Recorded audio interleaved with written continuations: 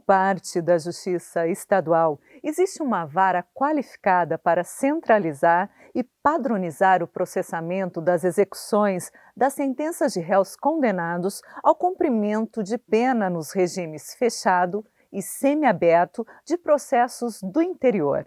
Instalada em 2016, a Vara de Execução Penal do Interior, VEPIM, possibilita, assim, uma distribuição equilibrada dos presos nas unidades atuais.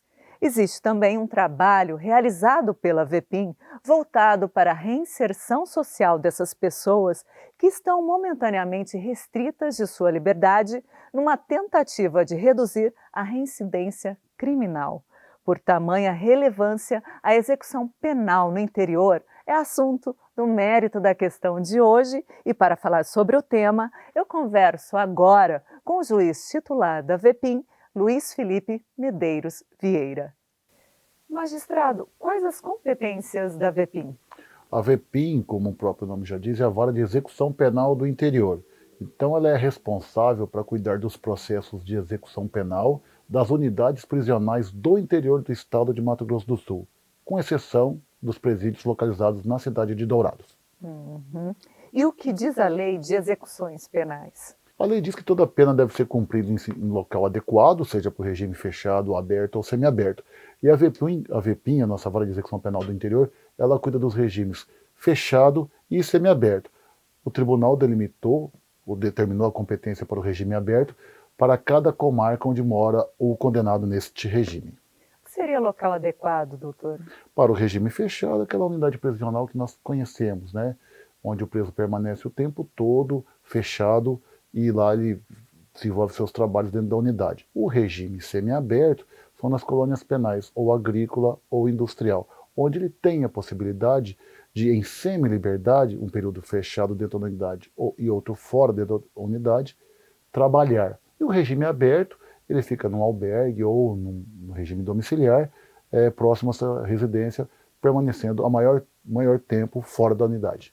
E aí a gente responde a pergunta dos tipos, quais os tipos de execução penal, né? Exatamente, são esses, né, dos regimes fechados, semiaberto e aberto, bem como também tem as das execuções das penas restritivas de direito, que são aquelas de prestação pecuniária ou de outras modalidades nesse sentido. E como funciona a execução penal? Ela funciona dessa forma que eu acabei de responder, exatamente, né? De uma forma progressiva, o preso tem seus deveres e obrigações dentro da unidade prisional, ao Ministério Público compete fiscalizar, o juiz coordenar a parte administrativa, né? O advogado também assistindo o seu cliente, bem como a Defensoria Pública. Então há uma rede de atendimento do preso que a Lei de Execução Penal disciplina. Então é um conjunto de órgãos que atuam na execução penal, cada um com a sua atribuição. Ao juízo, à área de execução penal, a parte jurisdicional, que cuida do processo, e a parte correicional, para ver se as instalações, se os procedimentos adotados dentro da unidade prisional estão de acordo com a Lei da Execução Penal. Voltando um pouquinho ali naquela primeira pergunta, então, recebeu a sentença, né, o indivíduo, o cidadão, como que funciona a partir daí, em relação a prazos, dias, já vai imediatamente? Como que é isso? Após a sentença transitada em julgado, ou seja, quando não cabe mais nenhum tipo de recurso, a partir daí se inicia o cumprimento da pena.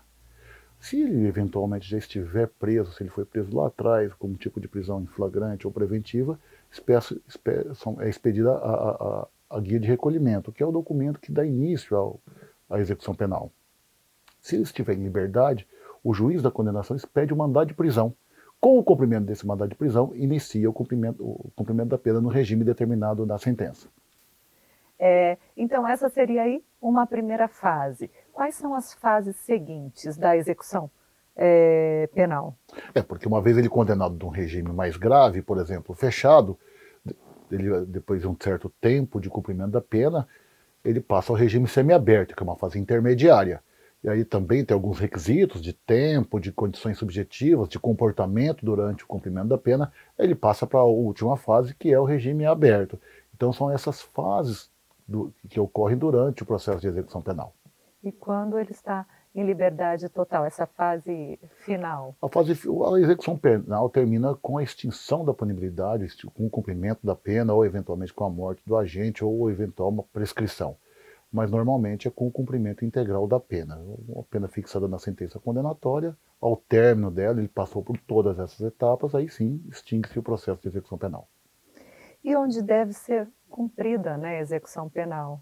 Na cidade onde ocorreu o processo? Como que funciona? Normalmente é no local onde o fato aconteceu, mas eventualmente, se ele mora, o fato aconteceu em uma cidade, ele reside em outra, e nessa outra cidade há uma unidade prisional adequada, ele vai cumprir lá. A lei prevê que é ideal que ele cumpra perto dos seus familiares, porque os familiares podem visitá-los e esse apoio familiar é um apoio importante, tanto do ponto de vista psicológico, do ponto de vista de estrutura material, para oferecer algumas coisas que muitas vezes o Estado não oferece. Então, normalmente é próximo, a lei determina que é próximo aos familiares, mas eventualmente pode ocorrer de ser no local do fato. O senhor colocou essa questão agora, falou também sobre a rede, né, judiciária, enfim, todo mundo que opera nessa execução penal, mas quem fiscaliza a execução da pena? O juiz da execução penal tem a obrigação de fiscalizar, ele é o gestor do processo, digamos assim, ele que conduz o processo de execução penal. É uma atividade jurisdicional exclusiva dos juízes da execução penal. E quem fiscaliza o sistema prisional? Bom, aí são vários atores nessa função. Claro que o primeiro é o juiz da execução penal na sua função correicional. Ele vai vistoriar as condições físicas do presídio, as condições do condenado que está em cumprimento de pena naquele local, os procedimentos adotados pelas policiais penais, pela gestão administrativa do presídio. Também o Ministério Público tem essa função importante de fiscalização. A Defensoria também pode fiscalizar. A OAB, por intermédio das suas comissões de execução penal ou de advogados criminalistas, também pode fiscalizar. Então são vários agentes que podem fiscalizar. A função mesmo, a obrigação principal é do Judiciário e do Ministério Público. E Judiciário e Ministério Público, eles têm uma rotina de fiscalização? Como funciona isso? Sim, no caso nosso, do Poder Judiciário, o juiz ele é obrigado, pelo menos uma vez por mês, de acordo com determinação do Conselho Nacional de Justiça, a ir até a unidade prisional da sua jurisdição, da sua comarca, e vistoriar o presídio, estar lá no local, ver a situação dos presos, a situação se estão sendo cumpridas as exigências da lei da execução penal, se os procedimentos adotados pela Polícia Penal, pela administração penitenciária, estão de acordo com aquilo que é previsto em lei. Então é uma obrigação, uma imposição determinada pelo CNJ. E o resultado dessa visita, como é feito um relatório? Exatamente. Nós temos ali um formulário, um relatório a apresentar mensalmente, diretamente no sistema do Conselho Nacional de Justiça. Em relação ao Ministério Público? Eu acredito que da mesma forma o Conselho Nacional do Ministério Público também determina. E tem essa frequência também com a mesma rigidez, um roteiro, com esse mesmo roteiro ou não outro olhar aí? O Ministério Público tem esse papel de fiscal, né, inclusive. Então ele tem que seguir o roteiro próprio imposto pelo Conselho Nacional do Ministério Público e responder aquelas questões são inerentes à função ministerial, né? Então ele tem também um roteiro, mas já direcionado para a forma de atuação deles. E nós temos uma forma específica de acordo com o que determina o CNJ. A seguir, você fica sabendo sobre a realidade das unidades penais do interior do estado. Então não saia daí.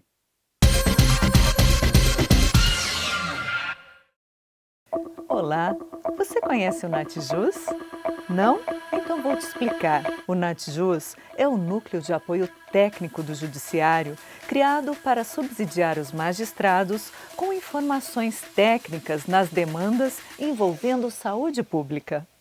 Ele nasceu a partir da necessidade do magistrado possuir elementos técnicos e científicos da patologia apresentada no processo antes de concessões de decisões judiciais.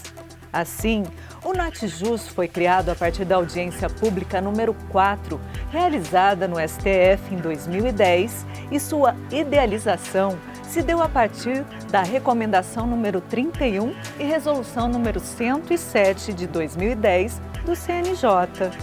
Agora que você já conhece um pouco da história do Natjuz, vou te explicar como ele funciona. O Natjuz funciona por meio de convênio entre Estado de Mato Grosso do Sul, município de Campo Grande e Tribunal de Justiça de Mato Grosso do Sul, que designa médicos, enfermeiros e farmacêuticos para atuarem no núcleo. Agora, vou te explicar como opera o Natjuz.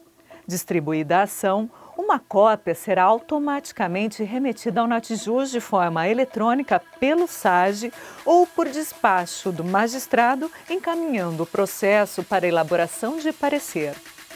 Os profissionais de saúde do Natjuz elaboram o parecer técnico sobre a questão de assistência à saúde a ele remetida, fazendo uso da medicina baseada em evidências, no prazo idealmente de 5 dias ou 48 horas nos casos de maior urgência.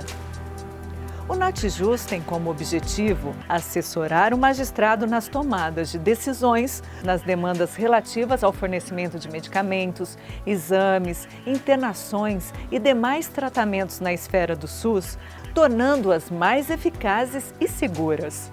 O Natjuz desenvolve suas atividades de segunda a sexta-feira no horário de expediente do Judiciário, não atuando durante os plantões judiciais e tampouco no recesso forense.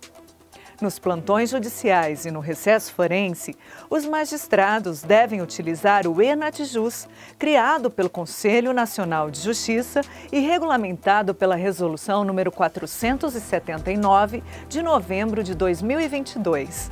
Nesses casos, o magistrado pode utilizar o banco de dados ou solicitar o parecer diretamente ao Sistema Nacional de Pareceres e Notas Técnicas nesse endereço eletrônico.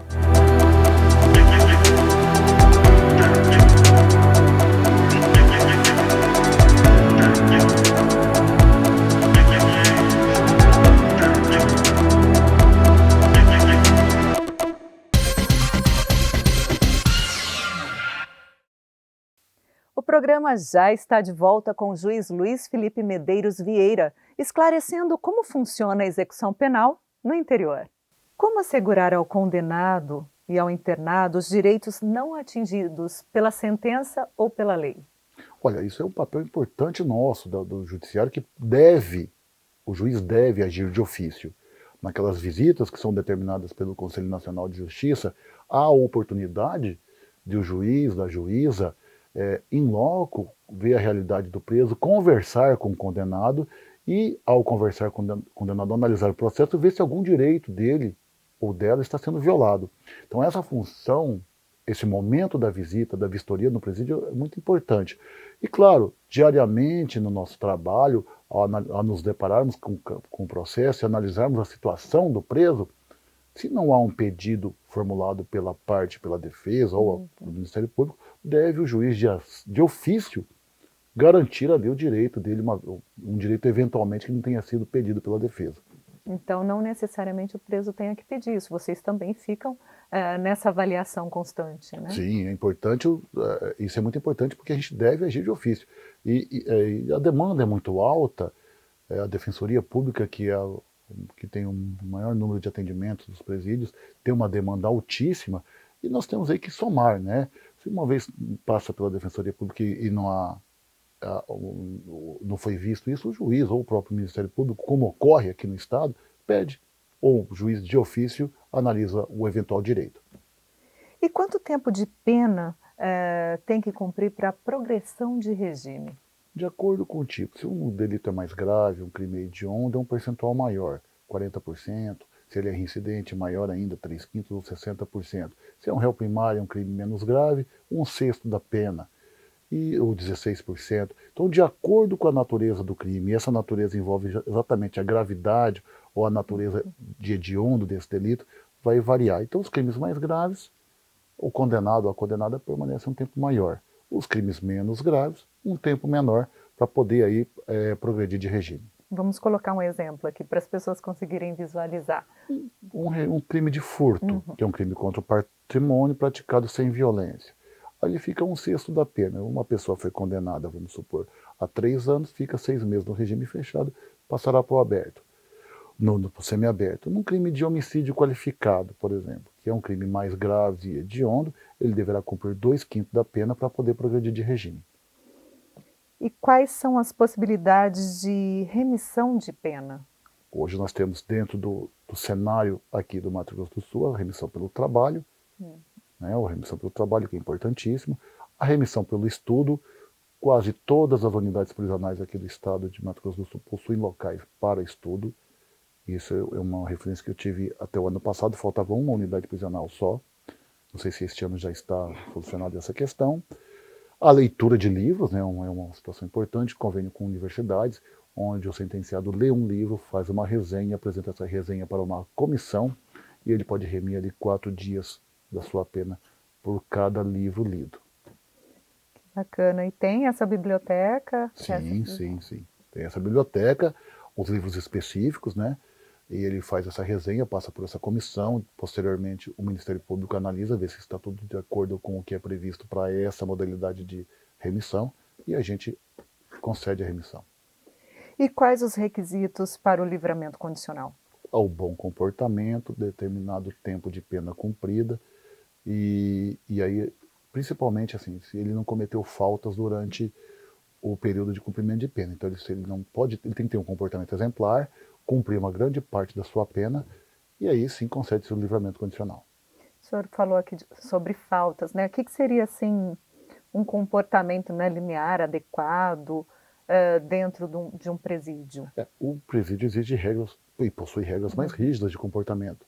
Então, ali, por exemplo, nós aqui podemos usar o celular normalmente, obviamente que dentro de uma unidade prisional isso é uma falta gravíssima, que vai implicar uma série de restrições, alteração do prazo de contagem, alteração do tempo de progressão de regime. Então, uma briga lá dentro do presídio, um desrespeito ao policial penal ou algum servidor da agência penitenciária, portar drogas, eventualmente. Então, são várias as faltas que podem acarretar aí prejuízos ao sentenciado durante seu cumprimento de pena. E como funciona o trabalho do preso, né? Em qual contexto ele está inserido? Nós temos algumas unidades prisionais que possuem espaço para que empresas venham até o pátio e façam um convênio e ali o interno possa trabalhar. Então, desenvolvendo a parte de construção civil, como construção de lajotas, de material para edificação de tijolos, essas coisas. Ou indústria de serralheria, como em Coxim tem um pátio importante lá, constrói portões, grades para janela. São empresas que entram em convênio com a GEPEM, remuneram o preso e ao mesmo tempo a empresa tem um benefício, né, porque é uma remuneração abaixo do que normalmente se paga ao trabalhador normal, que é o trabalhador em liberdade, e o preso recebe um dinheiro e também pode remir a pena. Tem o trabalho manual, artesanal, né, como costura de bolas, confecção de prendedores. Então são várias empresas que atuam dentro da unidade prisional em convênio com a GEPEM. E tem também aqueles presos que cuidam da limpeza interna, do auxílio na cozinha. Então são várias funções, de diversas maneiras o preso pode trabalhar dentro das unidades prisionais aqui do interior do estado, que ele pode remir a pena. Todos os presídios aqui do estado, no âmbito do estado de Mato Grosso do Sul, oferecem trabalho para os seus presos. E fora, é possível? Sim, o regime semiaberto possibilita isso, né? E empresas conveniadas, ele pode trabalhar. O trabalho externo também é admitido, a pessoa tem um trabalho numa outra empresa, apresenta o atestado de frequência, enfim, e ele pode remir sua pena. Eu ia perguntar aqui sobre as faltas graves na execução penal, mas o senhor acabou já mencionando, né, celular, drogas, enfim. Tem mais algumas a ser mencionadas? A principal é de relacionamento também, atos de indisciplina, como brigas dentro da unidade prisional, com relação também aos policiais penais. O regimento interno prevê uma série de faltas graves, médias e leves. Então são várias as hipóteses que podem ocorrer as faltas. É claro que a falta grave vai ter um prejuízo maior para o sentenciado, né? Mas são várias as hipóteses. Mas a mais comum, infelizmente, é a posse de droga e de aparelho de celular.